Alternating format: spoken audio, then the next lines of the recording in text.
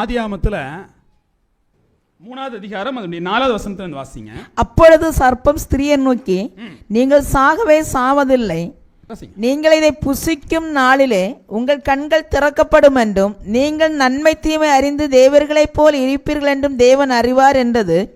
அப்பொழுது ஸ்திரியானவள், அந்த விருட்சம் புசிப்புக்கு நல்லதும் பார்வைக்கு இன்பமும் புத்தியை தெளிவிக்கிறதற்கு இச்சிக்கப்படத்தக்க விருட்சமுமாய் இருக்கிறதென்று கண்டு அதன் கனியை பறித்து புசித்து தன் புருஷனுக்கும் கொடுத்தால் அவனும் புசித்தான். பாருங்க, இந்த இடத்துல தேவன் இந்த உலகத்தில் வந்த உடனேயே வராந்திரத்துக்கு போனதுக்கு அப்புறமா ஒரு பரீட்சைக்கு உட்படுத்தினாங்க இல்லையா? எதுக்காக அந்த பரீட்சைனா, ஒரு ஆதாம் ஒரு இடத்துல தோத்து போயிட்டான். அதை பிந்தின ஆதாம் சரி பண்ணி ஆகணும். பிந்தின ஆதாம் என்ன பண்ணணும்? சரி பண்ணணும். முந்தின ஆதாம் தோத்து போன இடம் எங்க? இந்த இடத்துல தான். இப்போ வாஸ்தவம் இல்லையா? இந்த கனியை புசிக்கக்கூடாது, ஆனால் புசித்து தோத்து போனாங்க. இப்போ தேவன் இந்த இடத்துல ஜெயிக்கணும். அவர் எப்படி ஜெயித்தாரு? மத்தேயுனுடைய சுவிசேஷம் 4வது அதிகாரம் 2வது வசனம். அவர் இரவும் பகலும் 40 நாள் உபவாசம் இருந்த பின்பு அவருக்கு பசி உண்டாயிற்று. இப்போ பாருங்க, 40 நாள் உபவாசம் இருந்த பின்பு பசி உண்டாயிடுச்சு. 40 நாள் உபவாசம் இருந்தார்ல, 40 நாள் உபவாசம் இருந்தார்ல. உபவாசம் முடிச்ச பிறகு பசி உண்டாகிறது தப்பு இருக்கா? சாப்பிட்றது தப்பு இருக்கா? சாப்பிட்றது தப்பு இல்லை. உபவாசம் முடிஞ்சு போச்சு, இப்போ சாப்பிடலாம் இல்லை. அப்புறம் என்ன பிரச்சனை?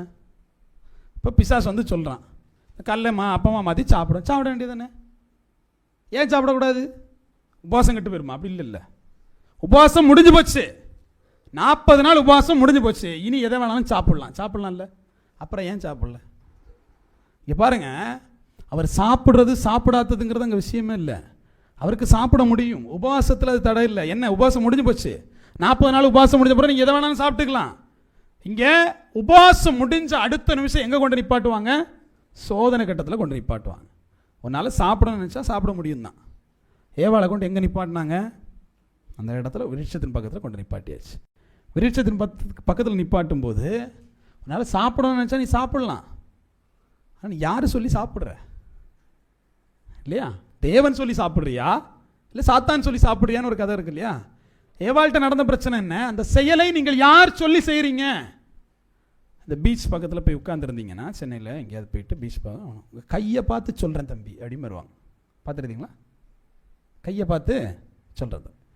நான் இப்போ ரீசெண்டாக போயிருக்கும்போது என்னுடைய நண்பர், அவருடைய மனைவி, நான் இவ்வளோ பேரும் போய் உட்காந்துருக்கோம். இப்போ அவங்க ஒருத்தன் வந்துட்டு, தம்பி நீ காசே கொடுக்க வேணாம், சொல்கிறது உண்மையாக இருந்தால் கொடு தம்பி அப்படின்ட்டாப்புல. சரியா? அப்படியே சொல்லி இவர் கோவம் வந்துருச்சு. போறியா சிஎஸ்ஐ வரோம் இல்லை, சிஎஸ்ஐ ஒரு மாதிரி கடுப்பாயிருவாப்புல, கையெல்லாம் காட்டக்கூடாடா அப்படிங்கிற மாதிரி இல்லையா? அடுத்து இவ இந்த பிள்ளை சும்மா இல்லாமல், அண்ணே என்ன சொல்லாங்கன்னு பார்ப்போண்ணே அப்படின்ட்டு இல்லையா? அவன் மேதியாக உட்கார். அவன் போயிட்டு அடுத்த ஆள் வந்துட்டு, காசே தர வேணாம். எப்படி காசே தர வேணாம், சொன்னது கரெக்டாக இருந்தால் மட்டும் நீங்கள் பார்த்தா போதும். சரியா? இப்போ நம்மளால் அமைதியாக இருக்கான் இப்படி உட்காந்துட்டு, இவனை தொல்லை தாங்க முடியலையே அப்படிங்கிற மாதிரி. இவங்க 2 பேர்ட்டையும் உங்கள் குடும்பத்தில் ஏதோ ஒன்று இருக்கு, நான் சொல்லவா அப்படிங்கிறான். அவன் விடலை. அப்படியே திரும்பி ஏன் முஞ்ச பார்த்துட்டு ஆத்தி, அப்போ அது வரைக்கும் அவனுக்கு தெரில. சரியா? உனக்கு தான் நான் தேவைன்னு நினைக்கிறேன். எப்படி உனக்கு தான் நான் தேவை தம்பி, ஐஸ்வர்யமாக இருக்கு மூச்சு, ஒருக்கா பாரு தம்பி, போனியே அவளை தம்பி அப்படின்ட்டு. நம்ம சும்மா விடுவோமா? அக்கா வாங்க இந்த கையை வச்சு இப்படி பாருங்கள் உங்கள் கையை, எதுக்கு இங்கே வந்து சுற்றிக்கிட்டு இல்லையா? உங்கள் கையை நீங்களே ஒருக்கா பாருங்க, எதுக்கு போட்டு இப்படி சுற்றிக்கிட்டு? இப்போ இந்த இடத்துல சிலவன் விழுந்துருவான். என்ன தெரியுமா பண்ணுவான்? அவனை சொல்ல விடுறது. என்னதான் சொல்கிறாங்கன்னு பார்ப்போமே. சரியா? என்னதான் சொல்கிறாங்கன்னு பார்ப்பேன். நீங்கள் இது தப்புன்னு நினச்சி பண்ண மாட்டீங்க. ஆனால் வேதத்தின்படி அது என்னது? நீங்கள் குறி கேட்குறதுங்கிறது தப்பு. நீ விளையாட்டுக்கு அந்த இடத்துல கேட்டுட்டா கூட நீ தேவனுடைய வார்த்தையை மீறிடுற. இப்போ தேவ சமூகத்தில் இப்போ கையை காட்டினவங்களுக்கெல்லாம் பார்த்தா என்னத்தை கையை காண்டி தொலைச்சிட்டனே இல்லையா? அவன் இனிமேல் அவன் கையை கண்ட ஒழிச்சு வச்சுருக்கான். கை இல்லை, கொண்டு வரல. ஏன்னா அவன் பிழைப்புக்காக பண்ணுறான். ஆனால் அவன் எந்த நாமத்தை சொல்லி பண்ணுறான்? அங்கே தான் பிரச்சனை. இப்போ இங்கே இவர் சாப்பிட்றது பிரச்சனை இல்லை, யார் சொல்லி சாப்பிட போறாருங்கிறது தான் பிரச்சனை. சாத்தான் நீ சொல்லி என்னடா நான் கேட்கறதுங்கிறது தான் கதை. ஆனால் அங்கே ஏவாள் என்ன பண்ணிடுச்சு?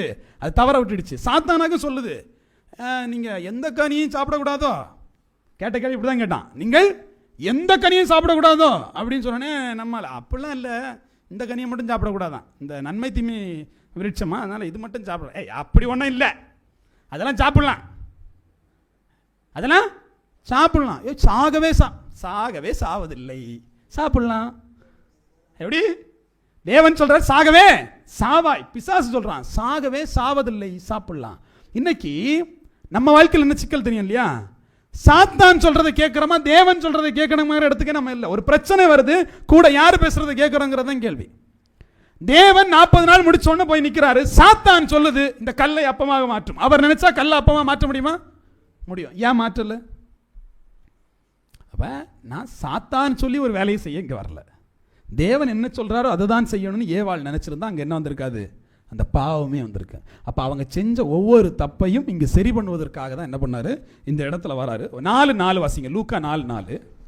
அவர் பிரதியுத்தரமாக, மனுஷன் அப்பத்தினாலே மாத்திரமல்ல தேவனுடைய ஒவ்வொரு வார்த்தையினாலும் பிழைப்பான் என்று எழுதியிருக்கிறதே என்றார். பாருங்க, நீ கல்லை அப்பமாக மாறும்படி சொல்லும். முதல்ல வாயை திறந்து என்ன பண்ணும்? சொல்லும். அப்படின்னு சொல்லும்போது நான் வாயை திறந்து என்ன சொன்னேன்? அப்பம் ஆகட்டும் அப்படின்னு நான் சொல்லல. மாறி என்ன தெரியுமா சொன்னேன்? வார்த்தையினாலையும் பிழைப்பான் வசனம் சொன்னேன். என்ன சொன்னேன்? வாயை திறந்து என்ன சொன்னேன்? வசனம் தான் சொன்னேன். இப்போ உபவாசிக்கிற கூடியவங்களுக்கு வாயிலிருந்து என்ன வரணும்? தேவ வார்த்தை தான் வரணும். என்ன வரணும்? தேவனுடைய வார்த்தை வரணும். பாருங்க, அவர் வேற எதுவுமே சொல்லல. அவர் தேவனுடைய வார்த்தையை பேச ஆரம்பிச்சார். எனக்கு அப்ப மட்டும் இல்லடா, எனக்கு என்ன இருக்கு? தேவனுடைய வார்த்தையே போதும் என்னுடைய பசி போறதுக்கு அப்படின்னு சொல்லி 8வது வசனம் வாசிங்க. யாஷுவா அவனுக்கு பிரயுத்தரமாக, எனக்கு பின்னாக போ சாத்தானே, உன் தேவனை யாவாவை பணிந்து கொண்டு அவர் ஒருவருக்கு ஆராதனை செய்வாயோ என்று எழுதியிருக்கிறதே என்றார். பாருங்க, நீ என்னை பணிந்து கொண்டால், தேவாலயத்துடைய உப்புரிகளை கொண்டு வச்சுட்டு நீ என்னை பணிந்து கொண்டால் இங்க இருக்க எல்லாத்தையும் என்ன செய்வோம்? உனக்கு தருவேன் அப்படின்ட்டார். நம்மால என்ன சொன்னாரு? பின்னாக போ சாத்தானே. பாருங்க, சகல ராஜ்யத்தையும் அவருக்கு காண்பித்துன்னு இருக்கும். எப்படி இருக்கும்? சகல ராஜ்யத்தையும் அவருக்கு காண்பித்து. அப்ப முதல்ல வாயை திறந்து பேசுனா, ரெண்டாவது என்ன சொன்னா? கண்ணை வச்சு பார்க்க வைக்கிறான். ராஜ்யம் முழுக்க பார்க்க வச்சுட்டு நீ பணிந்து கொண்டேன்னா நான் என்ன பண்ணுவேன்? இது எல்லாத்தையும் உமக்கு தருவேன். அப்பவும் அவர் என்ன பதில் பேசினாரு? எனக்கு பின்னாக போ சாத்தானேன்னு சொல்லிட்டு அடுத்து வசனம் பேச ஆரம்பிச்சார் இல்லையா? வாசிங்க அதனுடைய 12வது வசனம். அதற்கு யாஷுவா, உன் தேவனை யாவாவை பரீட்சை பாராதிருப்பாயாக என்று சொல்லி இருக்கிறதே என்றார். அடுத்த வசனம். பிசாசானவன் சோதனையெல்லாம் முடித்த பின்பு சில காலம் அவரை விட்டு விலகி போனான். பாருங்க, ஒரு 3 சோதனையை முடிச்சிட்டு முதல்ல ஃபர்ஸ்ட் போய் என்ன சொன்னாரு? உங்களுடைய வாயை திறந்து கல்லை அப்பமாகும்படி சொல்லும். ரெண்டாவது என்னாச்சு? தேவாலயத்துக்கு மேல கூட்டிட்டு போயிட்டு உப்புரைகளை கூட்டிட்டு போயிட்டு என்ன சொன்னாரு? எல்லாத்தையும் பாரு, இதெல்லாம் நல்லா இருக்கா, எல்லாத்தையும் தரேன் இல்லையா, என்ன விழுந்து பணிந்து கொள்ளு. அவர் என்ன பண்ணியாச்சு? எல்லாத்தையும் பார்த்தாரு. ஆனால் பார்த்த பிறகு வார்த்தை தான் வந்தது, தேவ வார்த்தை தான் வாயிலிருந்து வந்துச்சு. அடுத்த விஷயம் என்ன தெரியுமா? நீர் குதிச்சா தேவதூதர்கள் வந்து உங்களை என்ன பண்ணுவாங்க? கைகளில் தாங்கி கொண்டு தானே போவாங்க. ஒன்று குதிங்க அப்படின்ட்டு. இப்போ 3 விஷயமான பரீட்சையை முடிச்சுட்டு சாத்தான் என்ன பண்ணிட்டானா? அவரை விட்டு போயிட்டான். உபாசித்து முடிச்சோடனே சாத்தானோட ஒரு சண்டை, ஜெயித்துட்டீன்னு அது பாட்டு போயிடும், அது பாட்டுக்கு போயிடும். ஆனா இங்க உபவாசம் ஒழுங்கா இருந்திருந்தா கண்டிப்பா ஜெயம் வரும். சத்துரு கண்டிப்பா வெட்கப்படுவான். எது மூலமா? தேவனுடைய வார்த்தை மூலமா உங்களுக்கு ஜெயம் கிடைக்கும். எஸ்ரா தேவ வார்த்தையை சுமந்து கொண்டு போனான், ஜெயம் கிடைச்சிச்சு. தேவனும் அவருடைய வார்த்தையினூடாக அந்த சாத்தானை அதட்டினார், ஜெயம் கிடைச்சிச்சு. உங்களுடைய வாழ்க்கையில் உபவாசம் இருந்துட்டீங்க, அடுத்து நேரடியா சாத்தான் இடத்துல சண்டை போடணும்னா முதல்ல என்ன தேவை? தேவ வார்த்தை தேவை. அந்த வார்த்தையினூடாக நீங்கள் என்ன பண்ண முடியும்? ஜெயத்தை சுதந்திரித்துக் கொள்ள முடியும். ஆதியாகமம் 3:6 என்ன சொல்லுது பாருங்க. அப்பொழுது ஸ்திரீயானவள், அந்த விருட்சம் புசிப்புக்கு நல்லது. பாருங்க, புசிப்புக்கு நல்லது. தேவனை பார்த்து என்ன சொல்லுச்சு? சாப்பிடணும்னா கல்ல என்ன பண்ணு? அப்பமா மாத்து. இப்ப இங்க என்ன பிரச்சனை தெரியுமா? புசிப்புக்கு நல்லது. அங்க சாப்பிடுற விஷயத்தை சொல்லும் போது தேவனுக்கு அது நல்லதா தெரியல. தேவனுக்கு அது நல்லதா தெரியல. இங்க ஏவாளுக்கு என்னதா தெரிஞ்சுச்சு? புசிக்கிறதுக்கு நல்லதா தெரிஞ்சிச்சு. அப்ப முதல் விஷயம், முதல் இடர்ல எங்க வந்துச்சு? முதல் இடர்ல எங்க வந்துச்சு? சுயம் வெளிப்பட்டுச்சு. ஏவாளுக்கு சுயம் என்ன செஞ்சுச்சு? வெளிப்படு. தேவ வார்த்தை வெளிப்படல, சுயம் வெளிப்பட்டுச்சு. அதனால ஏவாள் என்ன பண்ணா? விழுந்து போனா. இங்க என்ன பிரச்சனை? உபவாசம் இருந்த எல்லாருமே சோதனையில கொண்டு நிப்பாட்டும் போது முதல்ல சுயம் வரும். நீங்க எதுக்கும் ஏற்கனவே செஞ்சல பாவம்லாம் எல்லாம் வரிசை கட்டி வந்து நிற்கும். அந்த இடத்துல இது புசிப்புக்கு நல்லது அப்படின்னு தொட்டுட்டீங்கன்னா தீந்துச்சு. உபவாசம் இருந்த எத்தனை பேர்? தேவன் வார்த்தை கொடுத்தாரு. என்ன கொடுத்தாரு? இதை சாப்பிடு, இதை சாப்பிடாத, இதை செய், இதை செய்யாத. செய்யாதேன்னு சொன்னது வந்து நிற்கும். இந்த பாவம் வந்து நிற்கும். நிற்கும் போது நீங்க என்ன பண்ணணும்? இது புசிப்புக்கு நல்லதுன்னு நினைச்சிட்டியா, விழுந்துட்டிய. அதை தேவ வார்த்தையினால் ஜெயித்தீங்கன்னா உங்களுக்கு ஜெயம் உண்டு. பாருங்க, புசிப்புக்கு நல்லது, பார்வைக்கு இன்பமும். பார்வைக்கு இன்பமும். இங்க என்ன நடந்துச்சு? எல்லாத்தையும் காண்பிச்சு கொடுத்தான். எல்லாத்தையும் காண்பிச்சு கொடுத்துட்டு என்ன சொன்னா? சாஷ்டாங்கமா விழுந்துட்டியனா எல்லாம் உங்களுக்கு தான் இல்லையா? எல்லாத்தையும் காண்பித்து கொடுத்தான். அவளுக்கு எப்படி இருக்கு? இது பார்வைக்கு இன்பமா இருக்கு. இவருக்கு கண்ணுல பாவம் வரல, கண்ணுல இச்சை வரல. ஆனா ஏவாளுக்கு என்ன ஆயிடுச்சு? கண்ணுல பிரச்சனை வந்துருச்சு. உங்களுக்கு முதல் விஷயம், உங்களுடைய சுயம் நல்லது கெட்டதுங்கிறத நீங்க முடிவு பண்ணீங்கன்னா நீங்க பாவத்தில் விழுந்து போயிருவீங்க. தேவன் எதை நல்லது கெட்டதுன்னு சொன்னாரோ அதை நீங்க செய்யணும். சிலர்லாம் பொய் பேசாமலாம் இருக்க முடியுமா? சினிமா பாட்டு பாடாம இருக்க முடியுமா? டான்ஸ் ஆடாம இருக்க முடியுமா? கூத்தடிக்காம இருக்க முடியுமா? இல்லையா? வேதம் சொல்லிச்சு, நீ உனக்குன்னு சொல்லிட்டு என்ன செய்யாத, தீர்மானிக்காத. வேதம் என்ன சொல்லுதோ அதான் நல்லது, அதான் கெட்டது. சாகவே சாவான்னு சொல்லிட்டாருன்னா சாவுதான். சாகவே சாக மாட்டான்னு பிசாசு சொன்னா அப்படி நடக்காது. அப்ப தேவ சமூகத்தில் முதல்ல சுயம், இந்த சுயத்தை முதல்ல வார்த்தையால கட்டுப்படுத்தும். இந்த சுயத்தை வார்த்தையால கட்டுப்படுத்தும். ரெண்டாவது விஷயம், உங்களுடைய கண்ணினுடைய பார்வை, உங்களுடைய கண்ணினுடைய இச்சை. மாம்சம் வேற, பாவம் வேற. கண்ணினுடைய இச்சை அடுத்தது இல்லையா? இந்த கண்ணுக்கு அவளுக்கு எப்படி இருந்துச்சா?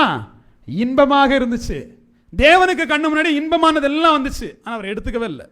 மாறாக அவர் என்ன பண்ணாரு? பின்னாக போ சாத்தானேன்னு சொன்னார் இல்லையா? உங்க முன்னாடி கண்ணுக்கு முன்னாடி பாவம் வரும்போது பின்னாக போ சாத்தானேன்னு சொல்ல தெரியும். அடுத்த வாசிங்க. புத்தியை தெளிவிக்கிறதற்கு இச்சிக்கப்படத்தக்க விருட்சமா இருக்கிறது என்று கண்டு. புத்தியை தெளிவிக்கிறதற்கு இச்சிக்கப்பட. இங்க புத்தி தெளிகிறதுக்கு இல்லையா? இங்க யாசுவாட்டமே சொல்லப்பட்டது என்ன தெரியுமா? தாள குதியும். தேவதூதர்கள் எப்படி வந்தவங்க தூக்கிட்டு தானே போவாங்க இல்லையா?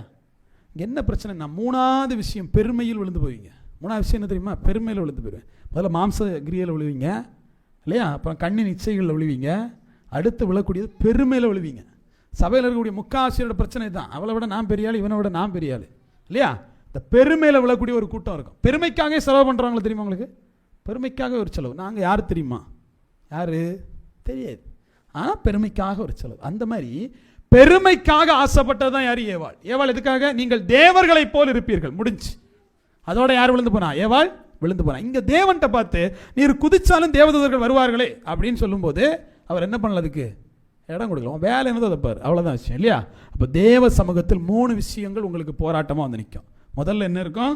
இந்த சரீரம் வந்து நிற்கும். இந்த சரீரத்தினுடைய சுயம் வந்து நிற்கும். சுயம்னா யாரு? நீங்க தீர்மானிக்கிறது. யார் முடிவெடுக்கணும்? நீங்க தான் முடிவெடுக்கணும். இந்த சுயம் வந்து நிற்கும். நம்ம இதை செய்யலாமா வேணாமா, தேவன் என்ன சொன்னார்னு கேட்கணும். இப்போ முதல்ல இந்த சுயத்தை அடக்க தெரியணும். மாம்ச சிந்தனை அடக்க தெரியணும். ஒன்று. ரெண்டாவது விஷயம் என்னது? கண்ணின் இச்சைகள்ல. கண்ணு தான் முதல்ல, அதுக்கப்புறம் தான் அடுத்தடுத்த உறுப்புக்கு போவோம். அப்போ முதல்ல ரெண்டாவது கண்ணு. மூணாவது விஷயம் என்னது? பெருமை இல்லையா? நான் பெரிய ஆளா, நீ பெரிய ஆளா? தேவனே பெரிய ஆள் இல்லை, நான் தாண்டா பெரிய ஆள் அப்படின்னு சொல்லும்போது தேவன் 2 கொடுப்பார் இல்லையா? அப்போ தேவ சமூகத்தில் 3 விதமான பரீட்சைகள் உபவாசம் இருக்கிற எல்லாருக்கும் இருக்கு. ஏவாளுக்கு இருந்துச்சு, யாஷோ வனாந்திரத்தில் போய் உபவாசம் இருந்தார் இருந்துச்சு. உங்களுடைய வாழ்க்கையில் 3 விதமான போராட்டங்கள் இருக்கு. அங்கே போய் இது புசிப்புக்கு நல்லதுன்னா முடிஞ்சு போச்சு. தேவன்கிட்ட புசியும்னு சொன்ன போது அவர் என்ன சொன்னார் தெரியுமா? மனிதன் தேவனுடைய வார்த்தையினாலும் பிழைப்பான் போ அப்படின்ட்டார் இல்லையா? தேவ வார்த்தையினால் நான் பிழைச்சா போதும் அப்படின்னு சொல்ல தெரியணும். இது புசிப்புக்கு இது நல்லதுன்னு தெரிஞ்சுக்கிட்டுச்சுன்னா, அவங்க சிந்தனை அப்படி ஓடிச்சுன்னா பாவத்தில் விழுந்துருவீங்க. ரெண்டாவது என்ன பார்த்தோம்? கண்ணினுடைய இச்சை இல்லையா? கண்ணுக்கு இச்சிக்கத்தக்கதா இருக்கு அப்படின்னு சொல்லிட்டு போய் விழுந்தீங்கன்னா முடிஞ்சு போச்சு. அதனால் தேவனுக்கு எல்லாத்தையும் காண்பிச்சு கொடுக்கும்போது தேவன் என்ன சொன்னார் சொல்லுங்க? பின்னாக போ சாத்தானே, அவ்வளோதான் விஷயம். அடுத்தது என்னது? பெருமையில் விழ பார்க்க பார்ப்பான். நீர் குதிச்சா எல்லாரும் வந்து அப்படியே தாங்கிப்பாங்க அப்படின்னு சொல்லும்போது என் தேவன் மறுபடியும் என்ன பண்ணாரு? என்ன நீ என்ன பண்ணாத, சோதிச்சு பார்க்காத, அதில் என்னதோ பாரு, அவ்வளோதான். ஆனால் இங்கே என்ன ஆச்சுன்னா, இவளுக்கு ஒரு பெருமையை கொடுக்கும்போது விழுந்து போயிட்டா. நீங்கள் தேவர்களை போல இருப்பீர்கள்னா சொல்லி முடிச்சு. அப்போ தேவ சமூகத்தில் உபவாசம் இருந்த எல்லாருக்கும் ஒரு யுத்தக்களம் இருக்கிறது. உடைய மாம்ச சிந்தையை ஜெயிக்கணும், உடைய கண்ணின் இச்சைகளை ஜெயிக்கணும், உடைய ஜீவனத்தினுடைய பெருமையை நீங்கள் ஜெயிக்கிற போது தான் தேவன் என்ன பண்ணுவார்? உங்களை ஆசீர்வதிக்கிறவராக இருக்கிறார்.